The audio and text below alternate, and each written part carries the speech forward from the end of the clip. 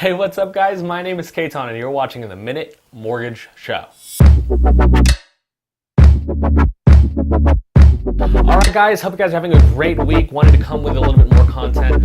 This week's question actually comes from one of my friends, Enrique Juarez, who asks, is PMI worth it, or is it a better idea to save by renting and save up for that larger down payment to get to that 20% mark?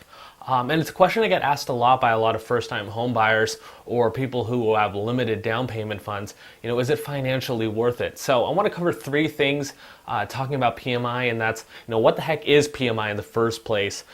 Two, how can I get rid of PMI later on if that's the route that I choose? And lastly, is it the right thing for me and my finances? So that's being said, let's just go ahead and dive right on into it.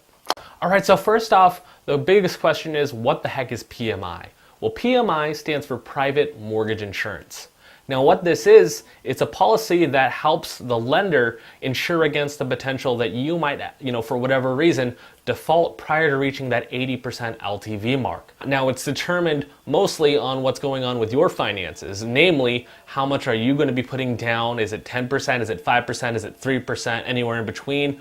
What is your FICO score? That'll have a lot to do with it because that'll really kind of tell them what your risk of default is. And of course, what is your loan amount? Because that's going to determine how big or how little that mortgage insurance is going to be as a part of your monthly payment. Okay, now that you know what PMI is, I'm pretty sure the next question is, okay, how can I get rid of it? Well, it depends on whether your loan is conventional or whether it's FHA. If you have a conventional Fannie or Freddie loan, it's very simple. It either falls off automatically after 11 years or at the 78% LTV mark based on your original purchase price.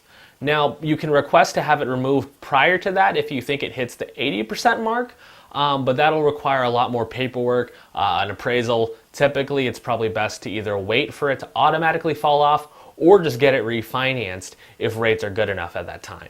Now, it's slightly different for an FHA loan.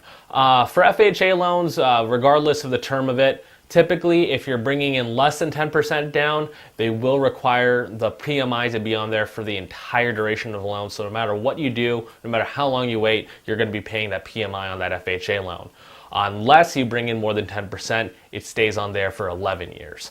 Once again, probably a good idea to consider a refinance before hitting either of those marks, especially on an FHA loan since the private mortgage insurance premium is a lot higher than on conventional loans. So now that you know what it is and how to get rid of it, let's go back to the original question.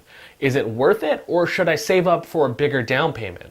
It kind of comes back down to the concept that my economics professor taught me in college, and it depends. It really kind of depends on what's going on with your finances, what your plans are for the home, and where you're at ultimately. I always like to say, as a rule of thumb, if you're planning on staying in the home for more than 11 years, go ahead and get that mortgage insurance because it's basically like a free refinance at that 11-year mark. The thing's going to fall off and you're going to have a much lower payment at that time. And you can always refinance prior to that if you want to.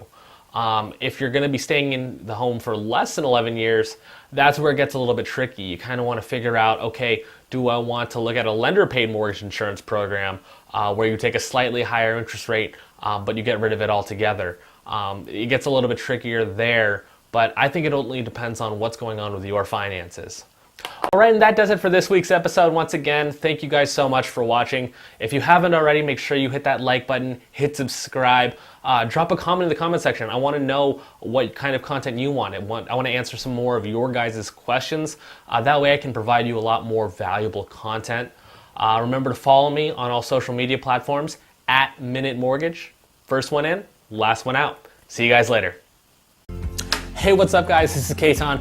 Really quick before you close the video, I just want to say thank you so much for subscribing, for liking the Facebook page. I really want, if you could leave a comment on what kind of content you would like to see more of, or what you like or don't like about the show. I really just want to get better for you guys and make sure I'm providing you with valuable content. If you're listening on the podcast, please leave a rating, a 5-star rating on Apple or Google, wherever you're listening to this on. First one in, last one out. Thanks for listening, guys.